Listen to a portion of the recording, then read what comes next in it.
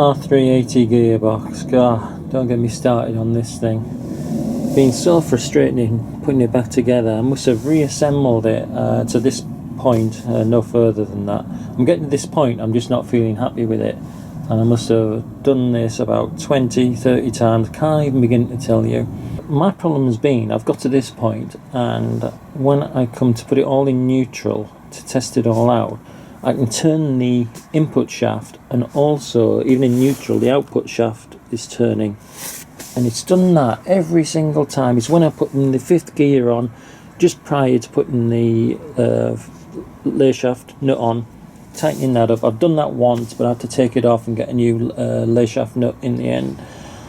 And what's happening is, I've discovered everything's working silky smooth, and I was thinking it was more at this input end. I thought the bulk ring was too tight, but then I've discovered, as ridiculous as it may be, most people won't even have this problem, but what I've noticed is these shells, when I took this apart, these are like a thrust washer, these two semi circles here, and these are a thrust washer. These are the old ones. You can see there are a little bit of wear on them, but what I was doing, I was putting the new ones on. Where are we? Let me get him here. There's a new one, darker colour, and this was quite tight to put in, and I was using a hammer just to knock that in, a wooden mallet I should say, to knock that in.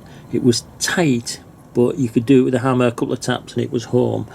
But what was happening, it was then binding up with this gear. So when I was tying, let me see if I put this on, this is how it should be. All this fell apart when I took the box apart. It just fell apart, and I didn't exactly know how it went together. So those are the two thrust washers. These are the old ones, which I'm going to use. I think I'm going to do a bit of sanding later on the new ones and see whether I can get those to work or not. But I spent about an hour sanding them yesterday and made no progress whatsoever. We get this thing stood up and get a camera on a tripod, and you can see what it should look like. My problem was I didn't really pay enough time getting a feeling for how this thing should manoeuvre. My gearbox wasn't broken so badly, it just needed a bit of a refurb for first and second, which was the bulk rings. The rest of it was pretty smooth.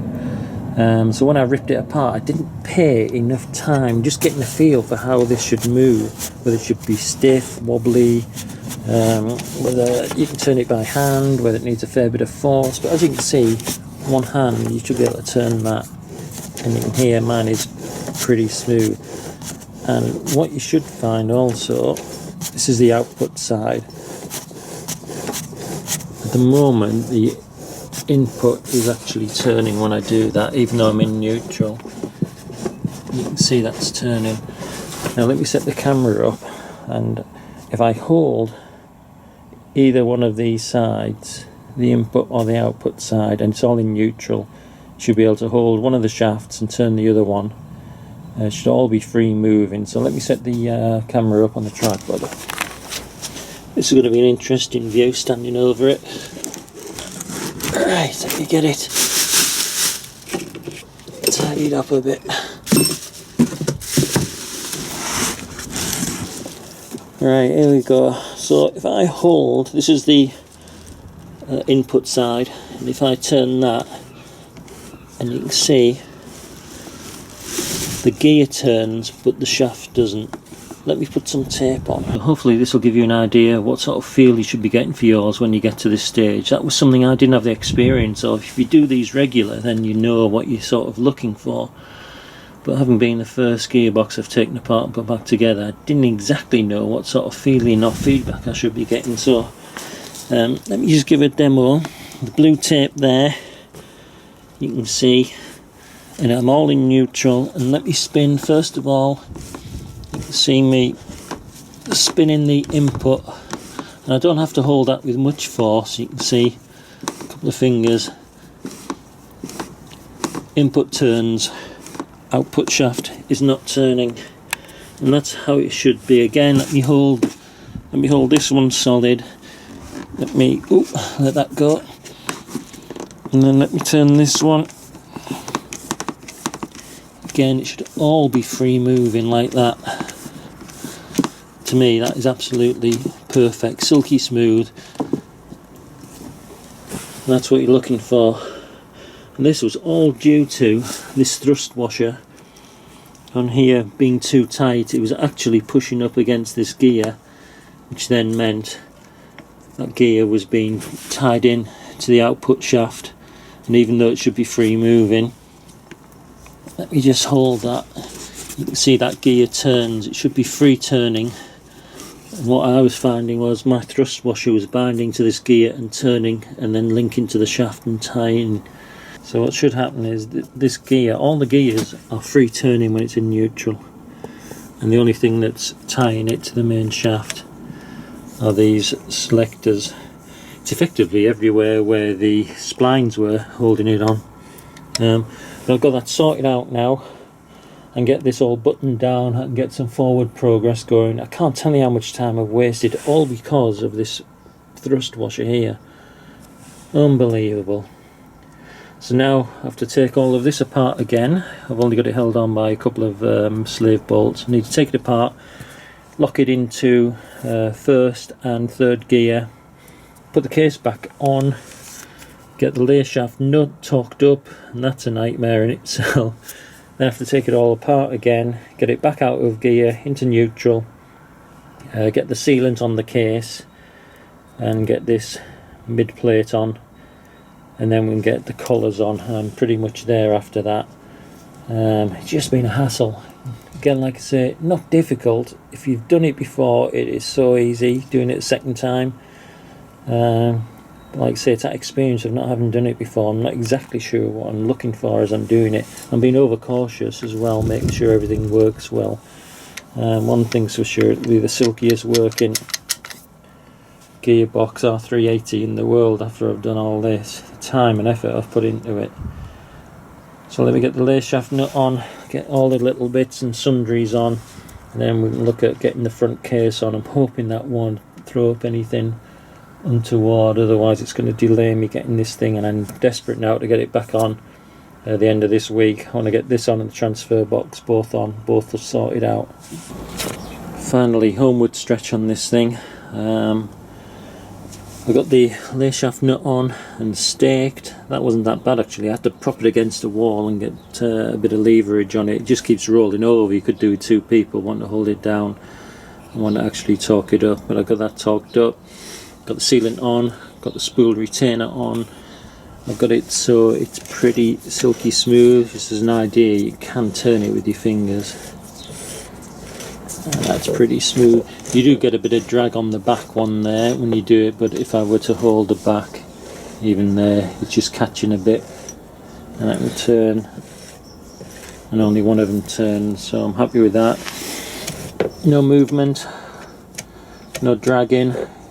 That's it, that's perfect. The only thing I'm worried about is the gear shift, whether it'll go into gear or not. I've set it up as you're supposed to, but I haven't tested it. I don't want to mess about with this until I get the spool retainer on. So it's all in neutral at the moment.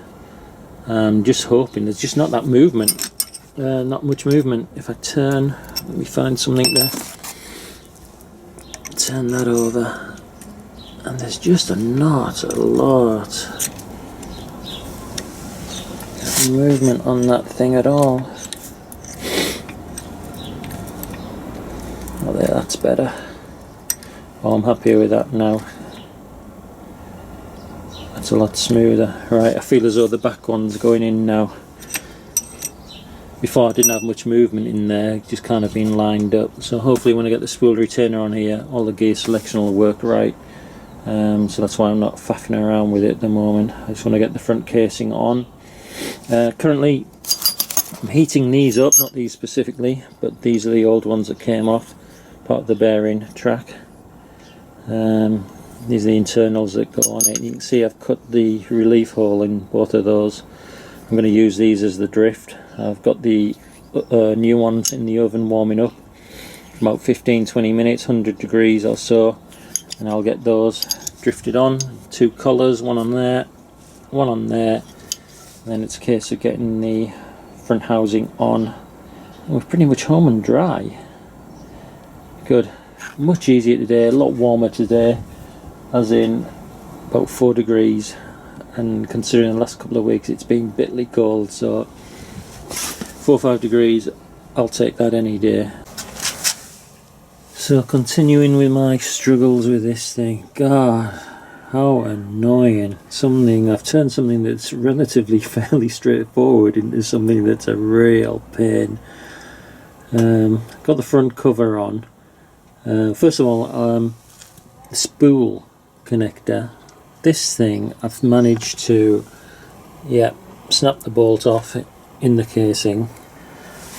Absolute classic. I'm fuming at that, absolutely fuming. That's why it's taped up. I had a bit of pre-drilling there just to see if I can get it out. I think I can, but I'm going to have to probably put it on a bench press drill, which means taking the casing off. God, I can't even tell you. It's all free moving. It's perfectly tuned as regards the running of it. And then I go ahead and snap that. I had my torque wrench set up to 25 Newton meters, and it's only meant to be 8. I could feel it, but I put a new gasket on and I could feel the gasket. I thought it was just compressing, but I was actually twisting the head off, which is laying on the floor somewhere. I threw it down in disgust. So that's one problem, and this is going to have to come off anyway. I've got to the point where I was going to put the oil colour seal on here, but I was like hesitant to do it because when I was reassembling this, I noticed the reverse idler had moved a little bit, and that thing is on tight. I mean, the reverse idler was, when I punched it out with the hydraulic press, it was seriously tight. And when I came to put all the sealants on here to put all the parts together, put the sealant on, and as I'm moving this box into position, the front housing part, I've noticed that the actual idler was moving around. It was probably about 3 or 4 milli movement on it, and I thought that can't be right. And somehow it's become loose. I've no idea how. And I was in this halfway house of having the sealant on all of this, pretty much ready to go on, and I got a wooden mallet and I smacked the pivot, or the actual shaft that the idler runs on, gave that a good few cracks with a wooden mallet, and it actually drove it home. So the idler then was tight-ish, had a bit of movement. I think it's meant to be about a 0.38 milli float, but mine had 3 or 4 to start with. Hitting it with a hammer, I was able to get down to a suitable amount of float on their movement. But I've got this. I'm going to have to take the housing off anyway to drill this off. I think I could probably wiggle it a little bit if I did it with a handheld drill. But just at the back of my mind, that idler should not have been able to move. I mean, it was pressed on, and I wish I hadn't put it together, because I've got 2 collars on there. I've got to get the casing off, got to get the spools off, have to break all of the sealant back off, got to get the yoke thingy-majiggy on. That all has to come off. There's a lot of bits have to come off to get back to where I was, and I'll probably have to take the rear housing off as well, or this housing off, just to check on why that idler is not working. I think I'm going to have to take it all, strip everything back. I think I'll have to take the lay shaft nut off as well. So I'm not a happy person at the moment.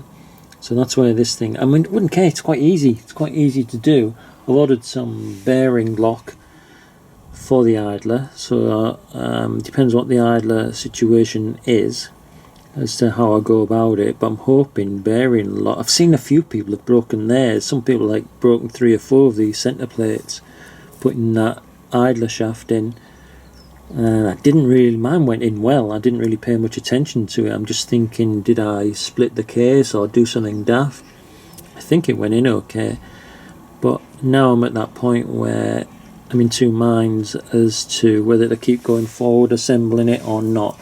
When I've gone this far with it, I just cannot afford for that idler to come loose in operation. It would be at the back of my mind all the time, that idler. So it's a case of, once again, stripping this thing down and cleaning all the sealant off. I think I've got time to do it all. It's just annoying.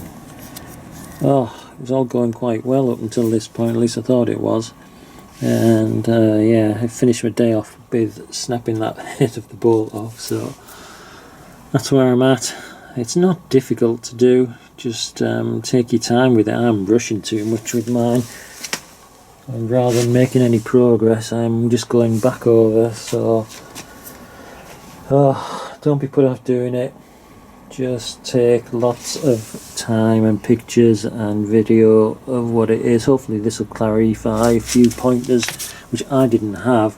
I mean, I'm having to do trial and error a lot of this, and it's just burning up so much time and effort, and each time you're tightening and loosening everything up, it's not good, and I think that's probably what's weakening this off as well. So I'm going to have to get 2 new bolts for this as well. Not happy with those now, that one snapped. These are the same bolts as that, so get a couple, 3 more 8.8s. have to get those on order, and that is going to be an absolute killer to drill this thing out. You can see I've had a go with it already, it's just a little bit sticking out, but yeah, not happy. Right, this R380 is driving me nuts. I've had to take it back apart again, and this time it's because of the idler wheel. When I've come to put the final front cover on, I discovered this idler wheel had a load of play in it, and it didn't when I put it back on. I pushed it on with the press, it went on a bit too easy for my liking then, considering how it came off. But subsequently I've discovered that it actually managed to somehow move, and this had a bit of about 3mm of play or something in, and I just could not get this in tight enough. I could bash it easily out with a hammer without much effort whatsoever. A couple of taps with the hammer and out it came, and it just was not going back in. It came out okay, it didn't come out great, but again it didn't come out at a funny angle, didn't leave any burrs or anything. So I ended up buying a new shaft, but I was sort of in the knowledge that the softer material is going to be this cast piece here, and I'm thinking the shaft is going to be the tougher piece anyway. So when I did push it out, I was thinking the damage is going to be done to the plate, which I still think is sort of being done. If I was doing it again, I would leave this wheel on. If it was working fine like mine was turning over absolutely perfect.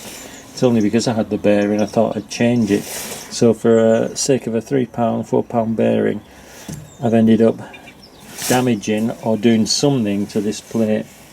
I'm not happy about it, not sure what to do. I've ended up putting a bearing lock on the back side of this, which in itself was a nightmare. It comes through far enough. It just, I don't know, I can just hammer it out. I know if I put a wooden hammer on that, I've done it already as a test, so I'm not sure how much force goes through this idler wheel. It's in constant motion, that's my worry. And as you know, with anything that's on a shaft, if it does move, it just wobbles, and it pulls that shaft out eventually, and that is my worry with that thing.